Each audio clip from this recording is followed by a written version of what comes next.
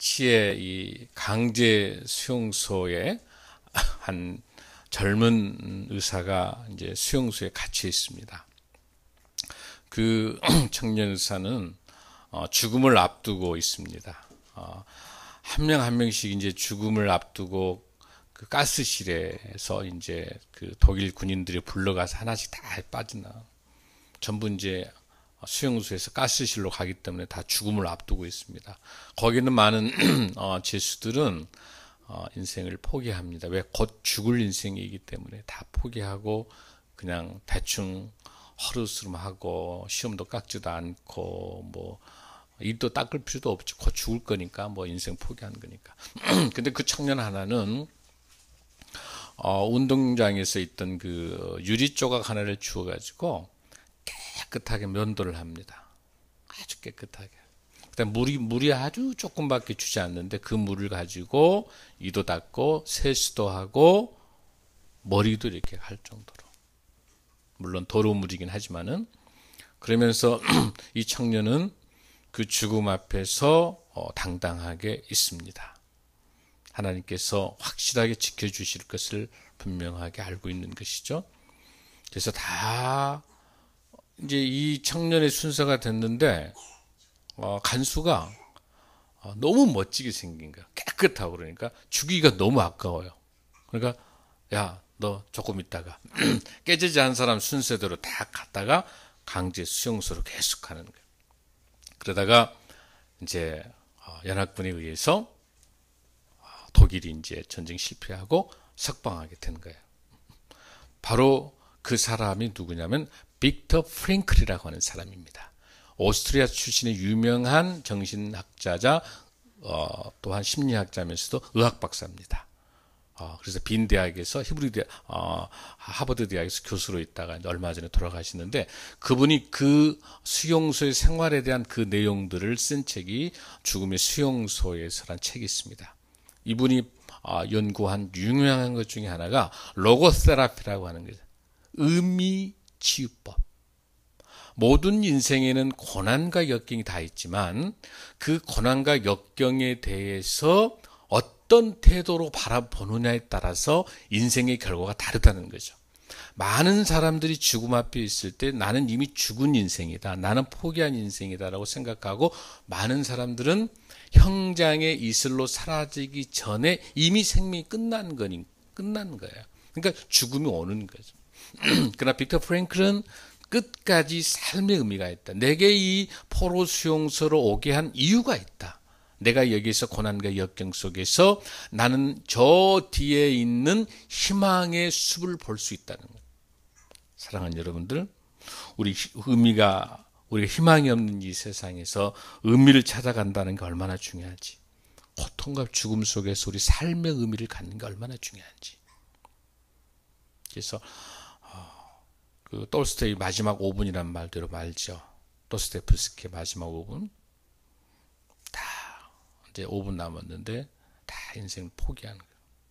그래서 많은 사람들이 형장의 이슬로 사라져 5분 전에 다 죽을 걸로 각오하고 사형 당하기 전에 이미 먼저 정신이 죽어버리는 거예요. 4분이 남았어요. 도스토옙스키는 마지막에 내가 죽더라도 이 아름다운 자연을 내가 보고 죽어야 되겠다. 그러면서 4분을 또 3분은 나로 인해서 상처받는 사람들을 내가 회개하고 죽어야 돼. 이제 3분 남았어요. 2분 남았어요. 그랬더니 저기 멀리에서 하얀 백기가 사형 집행을 중지시키는 거예요. 그래서 무죄를 선포해요. 그러고 나서 만든 책이 죄와 벌이라고 하는 유명한 작품을 쓰게 됩니다. 그리고 마지막에 도스토옙스키 마지막 인생은 하나님의 주신 나를 살려주신 하나님의 의미에 대한 삶들을 통해서 작품 활동에 온다라는 거죠. 사랑하는 성도 여러분, 우리 인생에도 마찬가지로 여러분 인생 살면서 지금 죽음 앞에 있을 겁니다. 사업이 실패해서 어려움이 있을 겁니다. 고난 앞에 있을 수도 있을 겁니다. 그럼에도 불구하고 하나님께서 지금 우리의 이 상황을 주시는 것은 삶의 의미가 있는 것이고 이 고난과 역경마저도 하나님께서 귀하게 쓰시기 위한 도구로 활용할 줄로 믿습니다. 아멘. 그런 의미에 있어서 오늘 본문에 있는 우리 아기 예수 탄생에 대한 내용들은 여러분들이 너무 잘 아실 겁니다. 그런데 조금 더 우리가 이 관점을 조금 다른 각도에서 한번 우리가 보려고 합니다. 여러분, 주님 어서 옵소서, 어서 오시옵소서라고 하는 것이 아람어로서 뭐라 부르죠, 여러분들? 마라나타라고 들어보셨죠? 우리 한번 따라 할까요? 마라나타. 주여 어서 오시옵소서. 근데 여러분들 이걸 발음을 두 가지로 해야 돼요. 마라나타가 주여 어서 오시옵소서인데 두 가지예요. 이미 우리 오셨죠. 이미 몇 년 전에. 지금 우리가 2000 몇 년이에요? 2017년이니까 2016년이니까 벌써 2000년 전에 오셨던 그 초대교회의 그 예수님을 부를 때는 마라나타 이렇게 쪼개야 돼요. 마라나타 그렇게 불러요. 그는 이미 오신 주님이셔 오시옵소서예요. 그는 Our Lord has come. 이미 와 계신 우리 예수님을 부를 때는 마라나타 이렇게 불러요. 그러나 Our Lord comes. 주님 오시옵소서. 앞으로 오실 재림의 예수를 부를 때는 마라나타 이렇게 불러요. 왜 전혀 모르는 것처럼 표정을 하신가요? 여러분 다 아시면서. 그러니까 우리는 지금 이미 오셨던 2000년 전에 오셨던 예수님, 앞으로 오실 재림의 예수님. 오늘 우리가 본문에서 보고 있는 것은 어때요? 우리가 마라나타 우리 인생에서 주여 어서 오시옵소서. 2000년 전에 오셨던 주님을 간절히 사모하면서 우리 재림 예수를 바라는 거죠. 그런 의미의 마라나타 우리가 이렇게 말할 수가 있습니다. 그러면은 여기 본문을 우리가 한번 보겠습니다. 여러분 8절 한번 보면 자, 그 지역의 목자들이 밤에 밖에서 자기 양떼를 이렇게 돼 있는데 여러분들 많고 많은 사람들 중에서 제일 먼저 예수님을 아기 예수 탄생을 맞이하는 사람이 누군가요? 누가 제일 먼저 예수님 나타나는 그 소식을 들었습니까? 본문에 누가 나와요? 제일 먼저? 목자가. 근데 목자는 여러분들 어떤 직업이에요? 그 당시 목자는 두 가지예요. 제사를 지낼 수가 없었어요. 왜냐하면 여기는 추하고 또 냄새가 나고 그렇게 성전에 들어갈 수 없었던 사람이에요. 그러니까 그 당시 직업 중에서 가장 목축에 관련된 이 직업하는 이 목자가 가장 낮은 직업이에요. 다시 여러분들 생각에 우리 예수님 오신다고 한다면 짠 하고 나타나려면 누가 어디 앞에 나타나요? 왕이나 대통령이나 장관이나 국회의원들 앞에 쫙 나타나야 되질 않아요? 저 밑에 있는 청소부 가장 어려운 그 목자에게 나타나는 건 좀 이해가 잘 되지 않죠? 왕 중에 왕인 예수님께서 태어나신 때 그거를 여러분 그렇게 생각되잖아요? 그런데 목자에게 나타난 왜 목자에게 제일 먼저 예수님께서 나타났는지를 우리가 이거를 좀 잘 봐야 돼요. 아주 중요한 의미가 있습니다. 근데 이제 목자에게 나타나기 전에 어떤 게 나타나냐면은 그 호적을 그 아우구스투스라는 그러니까 첫 로마의 첫 황제가 되는 시저죠. 아우구스투스 그 황제가 호적을 다 정리하라 하면서 인구를 조사하는 가운데 그 호적을 하기 위해서 누구하고 요셉하고 마리아가 베들레헴으로 가는 거예요. 근데 그 당시는 결혼하기 약혼만 한 상태죠. 약혼만 한 상태. 근데 둘이 다 고향이 어디냐면은 요셉도 마찬가지로 베들레헴이고요. 왜냐하면 다윗의 후손이잖아요. 다윗에게 아들이 이렇게 있는데 다윗의 솔로몬으로 이어지는 아들이 바로 요셉이에요. 그 대가. 그리고 마리아를 통해서 내오는 것이 나단이라고 하는 그 다윗의 아들 중에 나단 계보로 내려오고 있는 딸이 마리아예요. 둘이 다 다윗의 후손입니다. 하나님께서 다윗 후손에서 예수님이 태어난다고 이야기했지 않습니까? 그래서 둘이 다 결혼하지 않았지만 그 두 사람들의 고향이 어디예요? 다 베들레헴인 거예요. 그래서 베들레헴으로 가서 호적하러 그런 가운데 거기에서 보면은 약혼한 마리아와 호적하러 올라간다는 말이 뭐냐면 실질적으로 베들레헴이 예루살렘하고 비교할 때 베들레헴이 한 600 내지 900m 산 위에 가 있어요. 그러니까 여러분 지도 한번 볼까요? 지도 한번 지도 올려줬어요. 거기서 한번 보면 여러분 지도에서 보면 자 여러분들 예루살렘 한번 보세요. 예루살렘 한번 보는데 거기에서 베들레헴으로 오는 것은 실질적으로 한 5km 정도밖에 안 돼요. 버스로 가보니까 한 20분, 30분밖에 안 걸리는 거래요. 가까운 거래요. 그러나 나사렛에서 베들레헴까지 와야 돼요. 왜냐하면 예루살렘에서 있는 게 아니라 이 요셉과 마리아가 나사렛에 있었기 때문에 나사렛에서 여기까지 오는 길이는 145km가 돼요. 무려 3일 동안 와야 돼요. 굉장히 먼 거리예요. 베들레헴까지 오려면. 그 위치가 여러분 보이시죠? 그러니까 지금 이 누가복음에 나타나는 이 본문은 어디서 나사렛에서 거쳐서 예루살렘, 베들레헴에 올라온다고 하는 거예요. 이 거리가. 그러니까 상당한 먼 거리를 오는데 어때요? 여관방도 없고 다 없죠. 바로 구유에 누이신 예수님. 그것도 가장 비치는 말 구유에 오신 그 예수님의 모습을 우리가 잘 볼 수 있는 거예요. 거기에서 우리가 한번 보면 그래서 이 목자에 대한 우리가 조금 더 좀 살펴봐야 되는데 이 목자는 여러분들 목자는요. 느헤미야 3장 14절에 한번 보겠습니다. 느헤미야 3장 14절 한번 우리 같이 봉독합니다. 시작. 느헤미야 3장 14절 됐어요? 시작. 분문은 베타게렘 지방을 다스리는 레캅의 아들 말기야가 중수하여 문을 세우고 문짝을 달고 자물쇠와 빗장을 갖추었고 거기에 중요한 지명이 하나 나오죠. 베타게렘.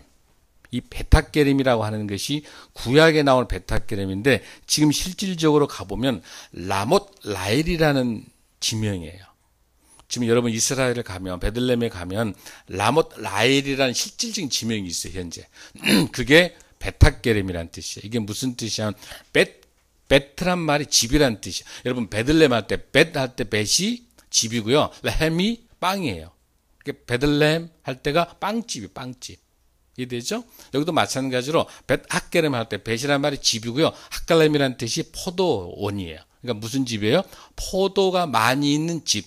그러니까 이 벳학게렘 이 지역에는 뭐가 많이 나겠다? 포도가 많이 나는 거예요. 여러분 이해되시죠?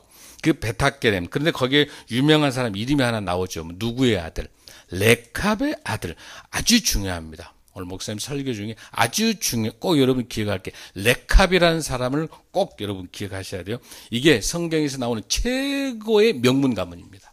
이 레캅 가문 특별하게 앞으로 우리 어린아이를 애를 지금 신혼부부라든지 결혼할 분들 여러분들 있죠. 또 이미 결혼하신 분도 이 레캅 가문의 이 명문 가문 오늘 설교 듣는 이 가문이 어떤 가문인가를 잘 보셔서 이런 가문이 여러분이 되시면 하나님의 축복이 있을 줄로 믿습니다.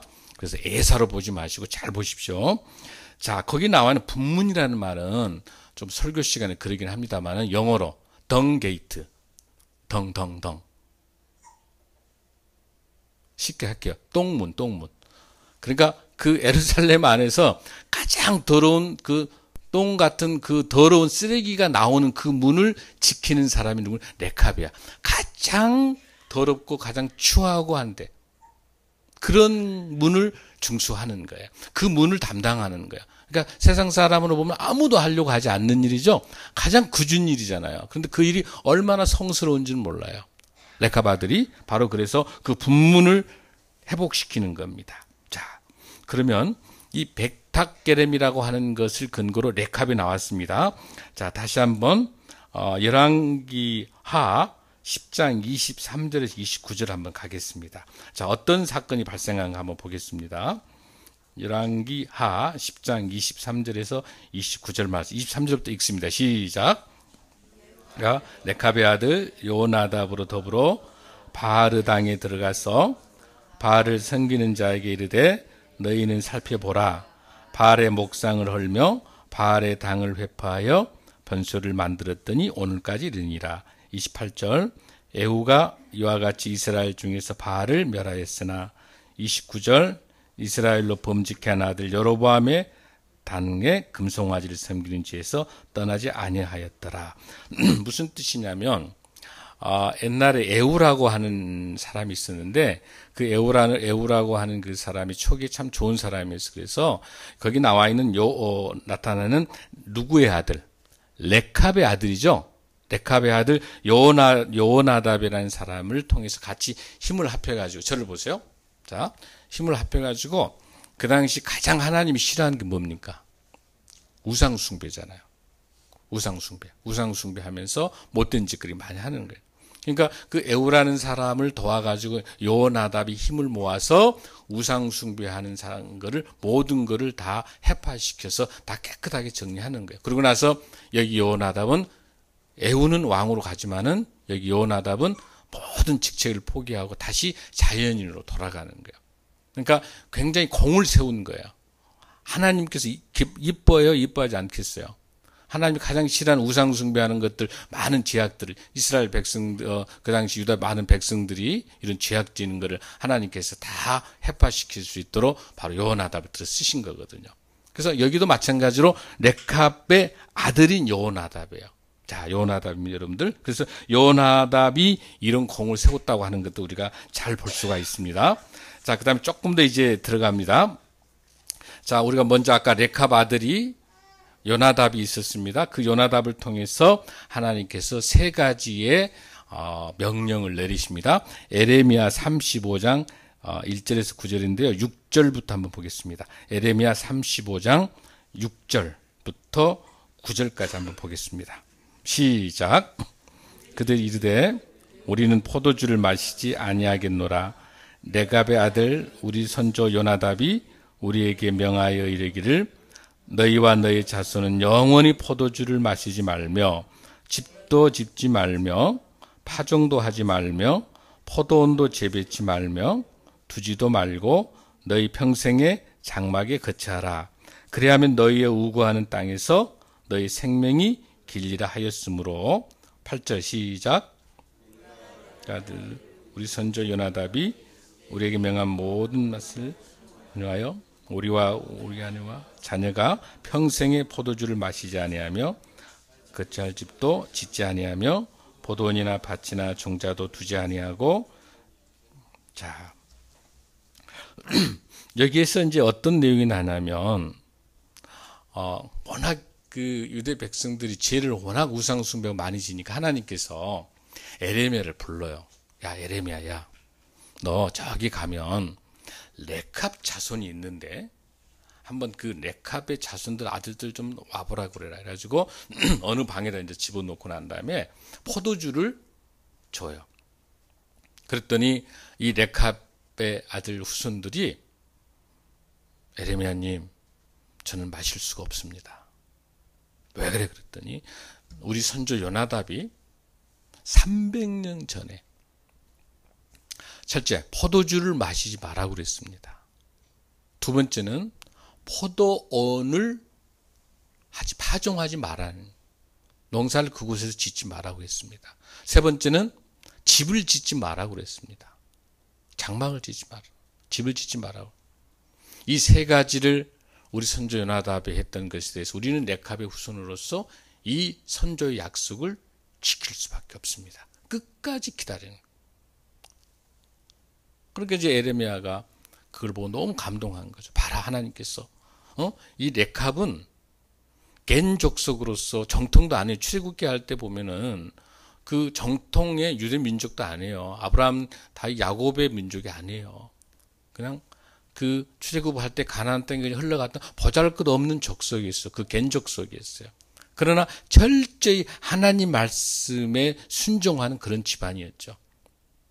그래서 포도주를 마시지 않고 포도원을 짓지 않고, 그 이유가 뭐냐면, 왜 포도주를 먹지 말아야겠냐면 그 당시에 우상숭배하면서 바알신과 아세라신 이런 모두 우상숭배할 때 모여서 제일 먼저 술을 마셔요.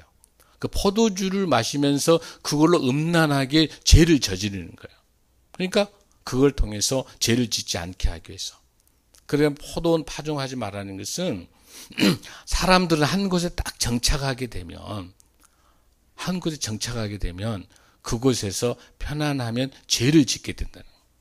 그러니까 우리 인생은 언제든지 유목민 인생이에요. 언제든지 떠날 수밖에 없는 거예요.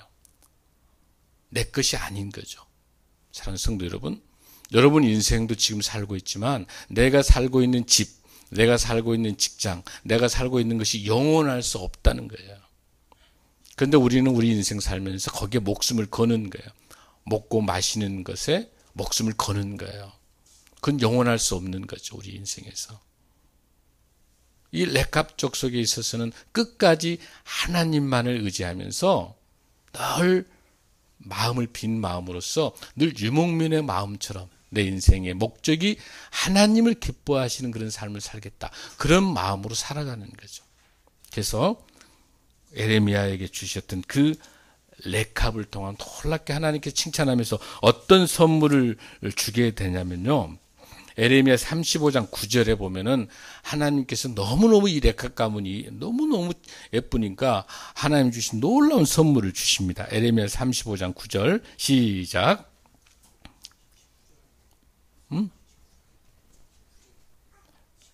19절. 에레미야 35장 19절 시작. 여호와 이스라엘의 하나님께서 이와 같이 말씀하시니라. 레갑의 아들 요나답에게서 내 앞에 설 사람이 영원히 끊이지 아니라 하시니라. 아멘. 야, 이런 하나님의 축복 여러분 받고 싶으시잖아요. 저나 여러분 축복받는 제들 되기 원합니다. 너무너무 귀해요. 내 앞에 설 사람이 영원히 끊이지 아니하리라.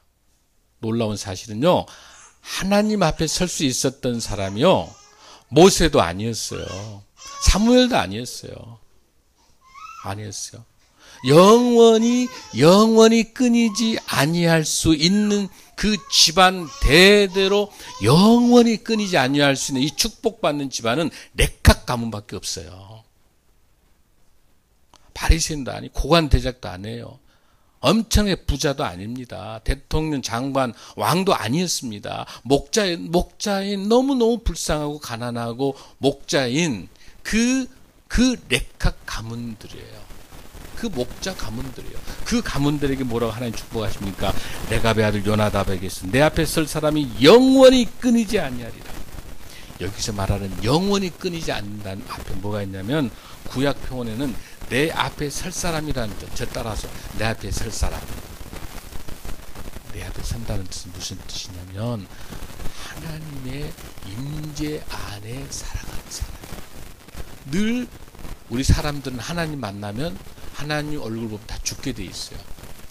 하나님을 바로 만날 수 없기 때문에 누구를 보내주신 거예요? 예수 그리스도를 보내주셔서 십자가를 통해서 우리 죄를 대신 사해 주셔서 우리 예수님 통해서 우리가 하나님 만날 수 있는 거잖아요. 근데 하나님의 임재 안에 만날 수 있는 이 축복을 주신 거예요. 누구에게만? 레캅의 아들 자손에게만. 그래서 더 놀라운 거는요, 이 축복이 또 얼마나 크냐면 나중에 이스라엘 백성들이 범죄를 저질러 가지고 바벨론을 끌려가죠. 여러분들 바벨론 70년간 끌려가잖아요. 바벨론으로 끌려가는 동안에 여러분 다니엘과 세 친구 끌려간 거 알죠? 바벨론으로 끌려가잖아요. 전 유대 이스라엘 모든 백성들이 다 하나님의 말을 안 듣고 범죄에 저지르고 우상 숭배하니까 전부 전쟁을 일으켜서 아수르, 바벨론, 로마, 이런 페르시아 이런 제국들 통해서 다 끌려가는 거예요. 얼마나 불쌍해. 포로 생활하는데. 근데 딱 끌려가지 않는 적속이 있었어요. 누구만? 레캅 이 가문만 끌려가지 않습니다. 이 가문만 남겨놓고 다 끌려가는 거예요. 왜 이 가문을 남겨놨냐면 바벨론에 일어나서 봤을 때는 목 취급을 하니까 별 볼 일 없는 거예요. 그냥 저기 끌려가봤자 식충이 반만 충나지 별로 값어치가 없는 거야. 그 사람들 눈에는. 그러니까 남겨놓는 거야. 그리고 똑똑하고 유능한 지도자급들은 전부 바벨론 끌려간 거야. 우리도 그랬잖아요. 그런데 하나님은 놀라운 계산법이 있는 거야. 하나님의 섭리가. 그곳에 레캅 가문만 남겨놔서 바로 그곳을 통해서 예수 그리스도의 탄생을 준비하는 목자로서의 그 길을 두고요. 그리고 모든 제사를 지낼 때 반드시 뭐가 필요해요? 양과 짐승이 필요하잖아요. 그 베들레헴의 레캅 가문들이 목축하는 그 목축에 대한 짐승들로 제사를 지낼 수 있는, 그래서 모든 제사가의 먹이가 될 수 있는, 제사감이 될 수 있는 그 양들이나 모든 짐승들을 누가 다 되냐면 레캅 가문이 되는 거예요. 그래서 하나님 앞에 영원히 있는 거야. 제사 지내는 그 역할을 하는 거예요. 얼마나 거룩한 직업입니까? 세상에 보는 관점이 직업이 아니에요. 여러분, 하나님이 기뻐하신 일을 하는 게 최고의 직업인 줄로 믿습니다. 여러분이 하는 일들이 주일 성수를 방해한다든지 신앙생활하는 걸 방해한다면 과감하게 놓으셔야 돼요. 왜? 그거는 지금은 축복 같지만 이게 여러분의 영혼을 말살시키고 여러분을 죽음의 길로 가는 거고 영원한 지옥의 길로 가는 거예요. 이 레캅 가문 보세요. 목숨 걸고 있잖아요. 그래서 하나님께 남겨두시면서 수많은 제사를 지낼 때 모든 걸 공급할 수 있도록 이들을 통해, 레캅 가문을 통해서 수많은 하나님의 제사가 이루어졌던 거예요. 그 가문이 여기 본문에 있는 것처럼 내 앞에 설 사람이 영원히 끊이지 아니하라. 이런 축복이 어디가 있어요? 사랑하는 성도 여러분, 이미 결혼하셔서 우리 다현이도 여기 있고 얘가 있으면 이 어린아이를 품고 여러분 기도하십시오. 아버지 하나님, 정말 우리 다현이가, 우리 사랑, 우리 아들, 딸들이, 우리 자녀들이 레캅과 같은 이런 명문의 신앙의 가문, 하나님 말씀을 붙잡고 하나님을 사모하면서 우리 아기 예수 그리스도 탄생을 바라보며 끝까지 고대하며 기다리는 그런 명문 가문, 하나님께 축복 주는 그런 가문을 위해서 기도하시고요. 그 다음에 여러분들 결혼할 여러분들 있죠. 앞으로 이제 우리 신혼 여러분들도 마찬가지로 레캅 가문 같은 가문이 되게 해달라고 기도하십시오. 하나님, 저의 가문을 레캅과 같은 가문이 되게 하십시오. 이 세상에 있는 부귀영화가 아니라 정말 하나님만을 바라보며 하나님만의 말씀대로 살아가는 그런 명문 가문, 이 가문을 통해서 하나님께서 영원히 끊이지 않는 이런 명문 가문으로 레캅을 세워준 줄로 믿습니다. 그러면 이 세상 살다 보면 물질적인 것, 명예, 권력, 이것도 다 10년도 못 가는 거예요. 이번에 이 정권 보세요. 영원할 것 같죠? 그렇지 않잖아요. 그 다음에 여러분 수많은 부자들 봤잖아요. 자살하고 보세요. 여러분 우리나라 재벌들 이번에 청문회 보셨죠? 우리 인생 그렇게 사는 거예요. 물질을 우리 인생을 다 바치면 권력, 물질 우리에게 잠시 필요는 하지만 그게 근본적으로 우리 인생을 변화시킬 수 있는, 우리 삶을, 바른 삶을 살아가게 해주는 필요 충분 조건은 아니다는 거예요. 필요하기는 해요. 물질이 필요합니다. 중요합니다. 힘도 권력도 필요합니다. 다 좋은 선한 것으로 쓰기 위해서. 그러나 그것만이 우리 인생이 다가 아니다는 사실이죠. 우리 인생에 있어서는 레캅처럼 나를 절제하고 하나님의 말씀대로 살아갈 수 있는 그런 가문이 명문 가문인 줄로 믿습니다. 아멘. 우리 예수님만을 바라보는 여러분 되시길 간절히 소원합니다. 아멘. 자, 그러면은 9절 한번 우리 읽습니다. 누가복음 2장 9절 시작. 누가복음 2장 9절 시작. 누가복음 2장 9절.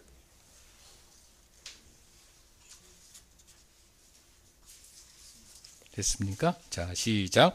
주의 사자가 곁에 서고 주의 영광이 그들을 두루 비추며 크게 무서워하는지라. 여기서 그들이 누굴까요, 여러분들? 여기서 그들이 누굴까요? 여기서 그들이 누구예요, 여러분들?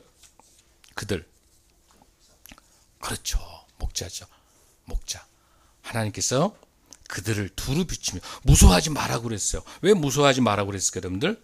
마태복음 2장 1절에 보면은 예수님이 태어나니까 헤롯과 예루살렘이 소동이 일어난지라 이런 말이 나와요. 왜? 만왕의 왕이 나타나니까 겁나잖아요. 그런데 무서워하지 말아라. 그들 둘이 비추사. 10절 시작. 천사가 이르되 무서워하지 말라. 보라, 내가 온 백성이 미칠 큰 기쁨에 좋은 소식을 너에게 전하노라. 11절 시작. 오늘 다윗의 동네에 너희를 위하여 구주가 나셨으니 곧 그리스도 주시니라. 여기서 세 가지가 나타나요. 자, 오늘 예수님께서 예수님의 삼중직을 잘 한번 보십시오. 제일 먼저 뭡니까? 구주, 구세주, 구원자로 나타났습니다. 예수님이 오셔서 우리를 구원하셨습니다. 두 번째, 뭐로 나타납니까? 말은 기름 부은 자라는 뜻이에요. 그 다음에 또 주라고 하는 것은 메시아의 뜻이에요. 자, 세 가지 뜻입니다. 첫 번째 뭐예요? 우리를 구원해 주는 구원자시자, 기름 부어 주시는 그리스도시자, 또 뭐예요? 메시아로서 주, 그 예수 그리스도가 우리에게 온 겁니다. 자, 그렇게 해서 자 14절 한번 봉독합니다. 시작.